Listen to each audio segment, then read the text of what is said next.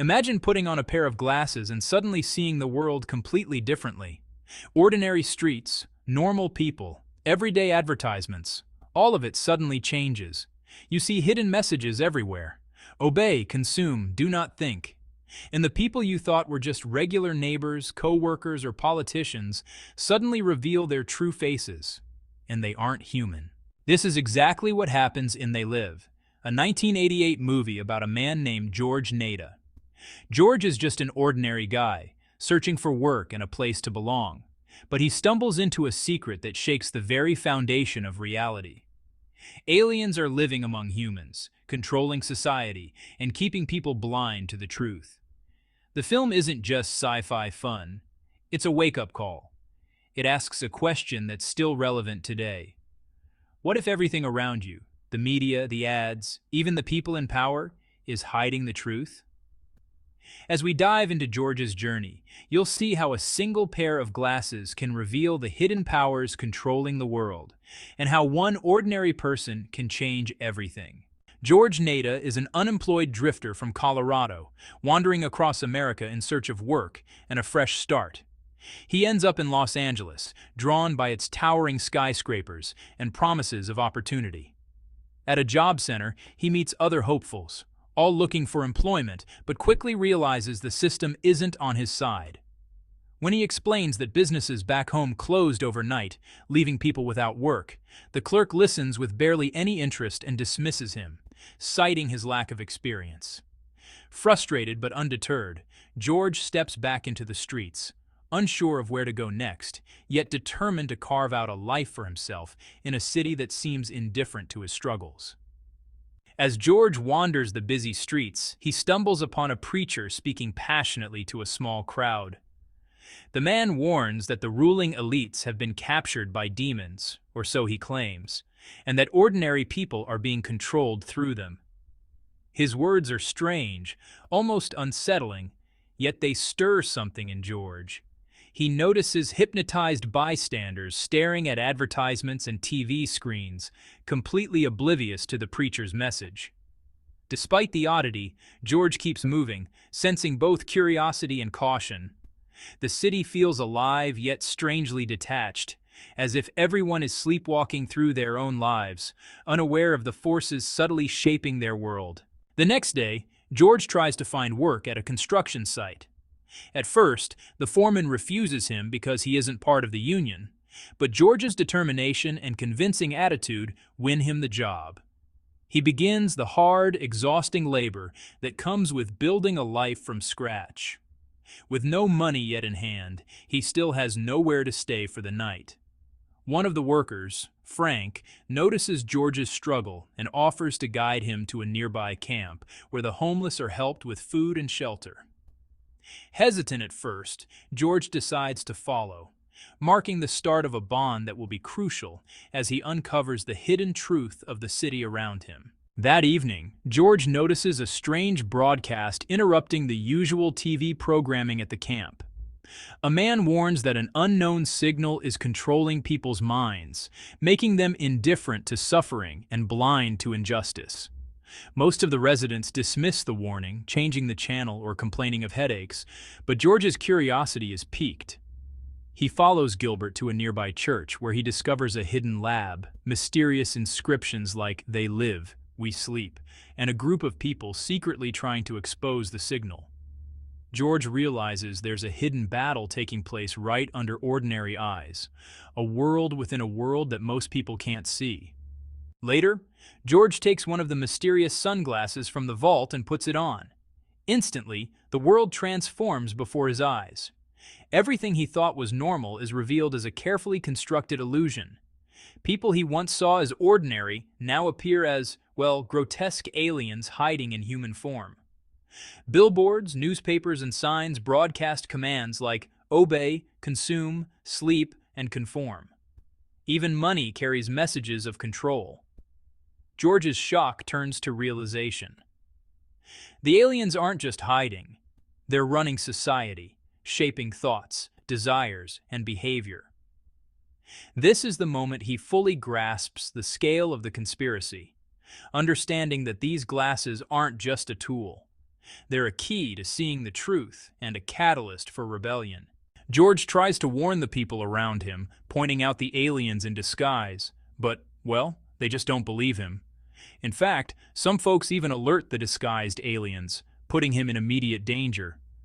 Suddenly, he's being chased through the streets by law enforcement, who, it turns out, are secretly working for the invaders. Adrenaline and desperation push George to fight back. He overpowers the officers, takes their weapons, and realizes that survival now depends on both his courage and quick thinking. The city, once so familiar, has become a labyrinth of hidden threats, and George understands that to expose the aliens, he must act carefully, using the sunglasses to navigate this hidden world. George seeks refuge, and thinking quickly, decides to use the sunglasses strategically. He discovers a few surviving pairs hidden in a trash can, which gives him the chance to share the truth with his friend Frank. At first, Frank just refuses to believe him, thinking George has gone completely insane. Tensions rise, and George has no choice but to force the glasses onto Frank, revealing the horrifying reality of the aliens living among humans. This moment transforms Frank from a skeptic into an ally, and together they begin planning their next move, realizing that the fight against the alien control will require courage, strategy, and the support of those who can now see the world as it truly is. The trio, George, Frank, and Gilbert, gathers with other resistance members for a secret meeting. They exchange their old sunglasses for upgraded lenses that offer a clearer and safer view of the hidden aliens.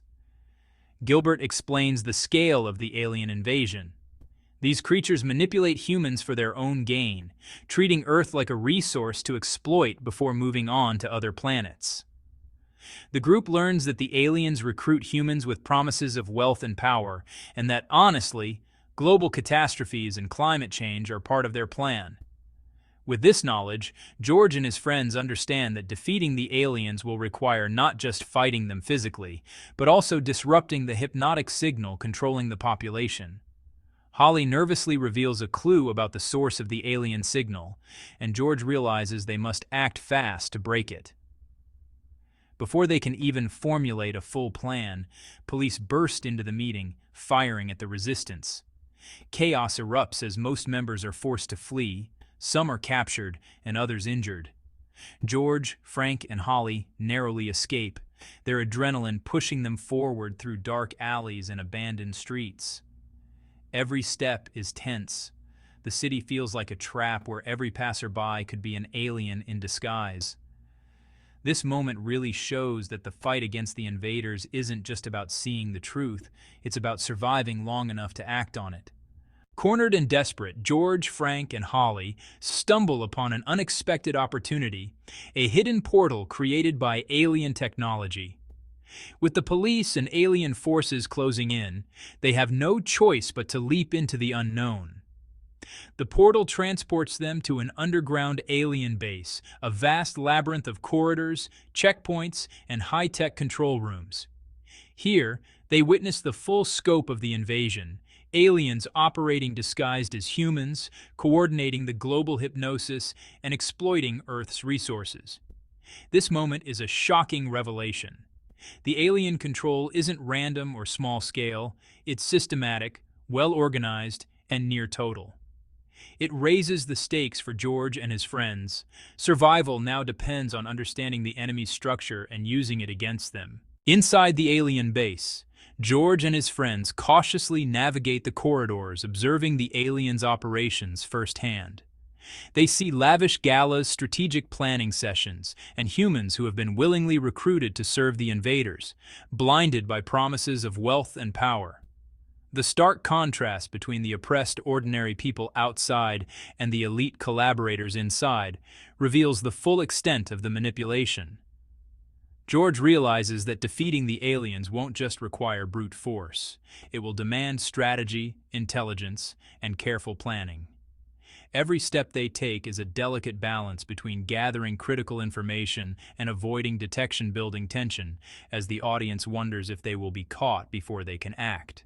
So, George discovers the satellite control room, the very heart of the alien operation. It's here that the signal, which hypnotizes millions, is being transmitted, controlling minds all over the world. The tension just skyrockets as George realizes that destroying this signal is the only way to free humanity. Every single second counts, and honestly, the stakes are unimaginably high. Suddenly, Holly, who had seemed like an ally, reveals herself as a traitor, aiming a weapon at George and Frank. This twist really intensifies the drama, showing that the alien's influence reaches even those closest to him. Now, George has to think fast, relying on his wits and courage to survive, protect his friends, and stop the alien signal before it's just too late.